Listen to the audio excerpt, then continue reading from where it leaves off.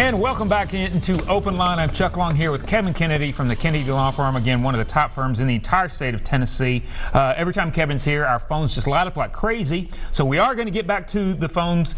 We want to make sure, though, if you do have a question or comment, get on the line with us as soon as possible. He's got a full house. We do. Already, it is a full house. We want to get everybody in line. 737-7587, 737+. Give us a call. Here we go back to the lines right now. So Prince is on the line with us. Prince, thanks for your patience. And do you have a question or a comment for Kevin?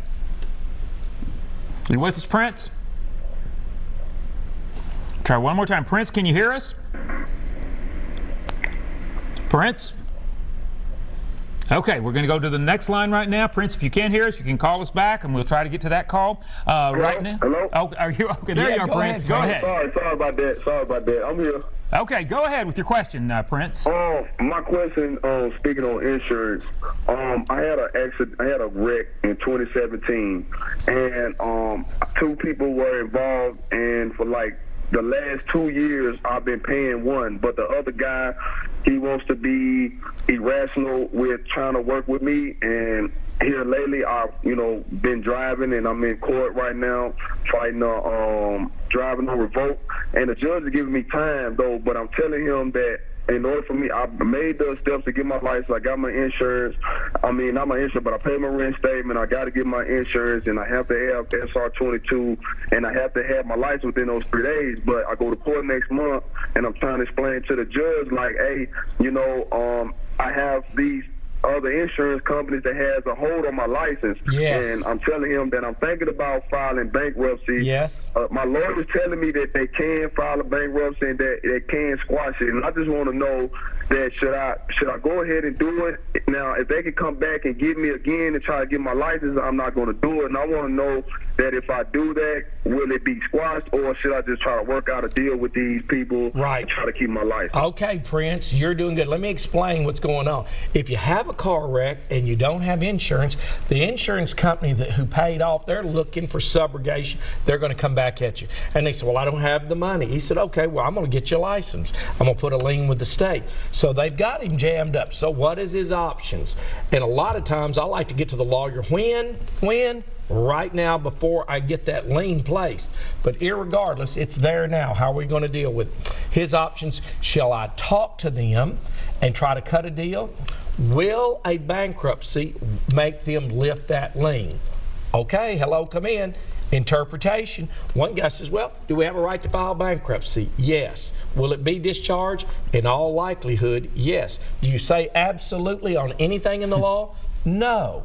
And if they were to say this is gross, they will not even give you a discharge. So you need to talk to a bankruptcy specialist lawyer and get their opinion. And again, that is their opinion. Will it always work? We dance in theory all the time. Many times I say, there's no guarantees. We'll take a chance. And if plan A doesn't work, one of the things about Kevin Kennedy, I'm working on plan B, plan C. There's always another move. I will not be trapped. I'm looking for an exit strategy, just like you and I are together, but you have identified the issues and you helped a lot of people. Go to the bankruptcy specialist. All right, great to know. Prince, thanks for that call. We're going right back to the lines right now. Lily is on the line with us. Lily, good evening. We're glad that you've called in. Do you have a question for Kevin? Go ahead, Lily. Yes, go right ahead, Lily. Can you hear us? Yeah. Okay. What's your question? Hang on just 1 second. He wants to find out about an accident that happened in 2017. She broke her finger. She sprung her back. And sprung both of her legs.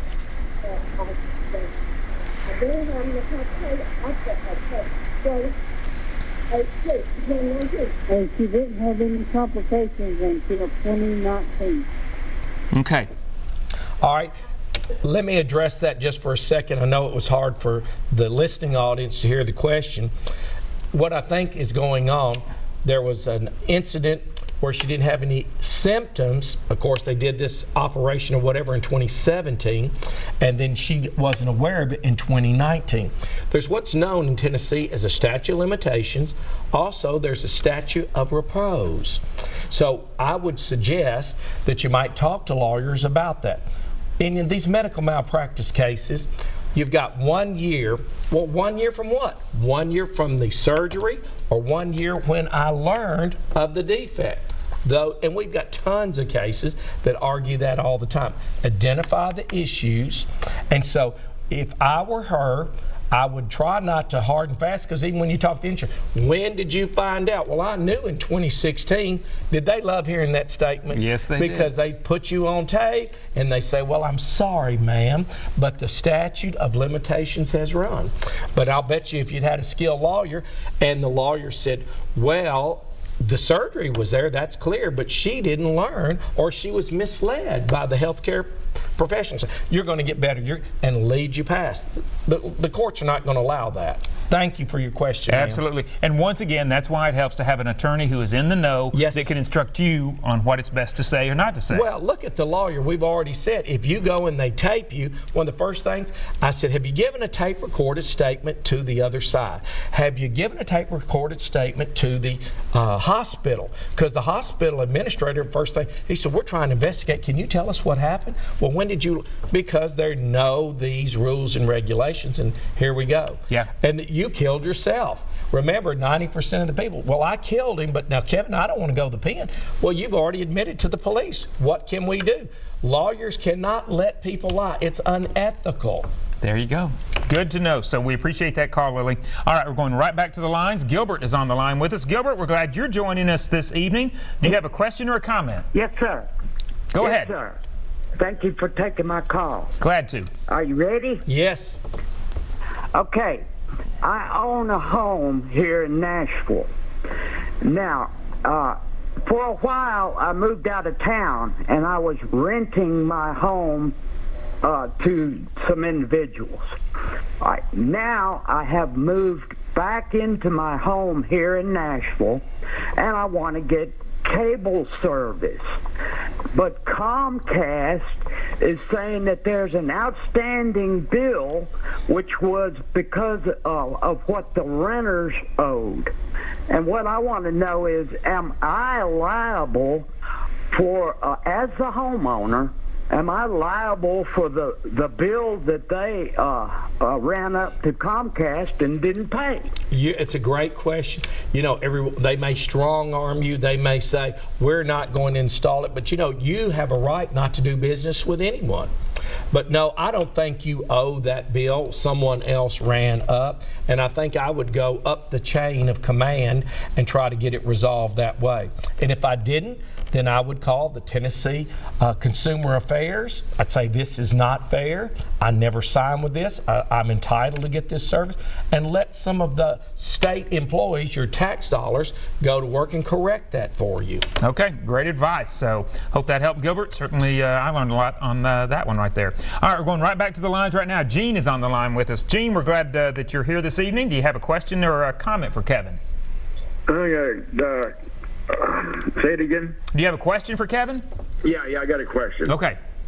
Go ahead. Okay. Last year in July, on 3rd, I was renting a room from a fella, and I went out to the garage and I slipped on a throw rug and I broke my wrist. Okay? All right. I went to the hospital and they had to operate because I had a plate put in.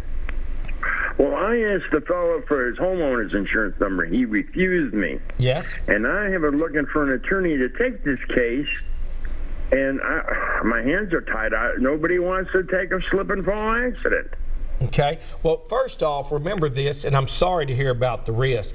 In Tennessee, if you're an invitee, they have to have known or should have known that there was a dangerous circumstance within their home.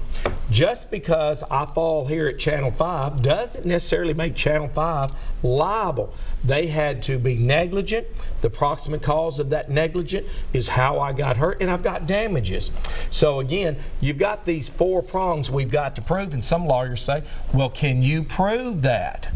And then the insurance company's going to say, look, guys, he tripped over his own feet. If you go to 12 jurors, what would a reasonable person expect? And of course, they'll come in and say, was there other things in the garage? Were you negligent by not turning on the light? All kinds of things. So it's a good argument, and I would still try to pursue it, but just remember that insurance company and their lawyers are going to resist as hard as they can. It gets back to the legislature. If they made the laws easier, the judges could rule, and if every time you went in there and they gave $10,000, guess what? The insurance company said, we don't want to fight them. Let's work it out. And, you know, kind of piggybacking on Gene's question, what should a person do if in that case they do trip and fall over whatever it is? I mean, gather material. Yeah. Take a photograph. And you say, well, I'm in pain. Well, of course, if you don't have your faculties, you're going to miss out. And again, the owner, you get a lawyer, send it to them, and say, hey, who is your they may not even have any insurance. So a lot of the lawyers, once they determine there's no insurance, they're not going to beat a dead horse. You could be wrong. You've got the injuries. They are live. There's no money. Okay. All right. Once again, good advice. Good to know. All right. Thanks for that call, Gene. We're going back to the lines right now. So Trina is on the line with us. Trina, we're glad that you're tuning in this evening. Do you have a question for Kevin? Hey, every week, at least every week, I see where a gun has been stolen out of a vehicle in a car theft. When the gun is stolen out of a vehicle and used in the commission of a crime, yes, why can we not hold the gun owner liable for damages occurred during the commission of that crime? Well, because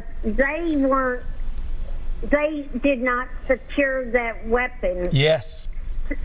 Properly to prevent it from being stolen in a vehicle. Yes. Well, first off, you did an excellent job on identifying, is it negligent? What would a reasonable, normal person under circumstances be required to do? If they had the gun just sitting out in plain view, if it was in a school zone and a high crime, you know, you're begging for someone to take that gun and go use it. So all the facts could enhance, and I still say someone could get a chance and go sue that gun owner over that. Now, others may say, we're not going to take it, it's too far. That's the laws. All right, well, good to know. So we appreciate that call, Trina. We've got a lot of you, like we said, on the lines. If you do have a question or comment, make sure you get on the line with us as quickly as possible so that we can get to as many calls as possible this evening. We are going to take a short break, but when we come back, more calls right here on Open Line. Stay tuned.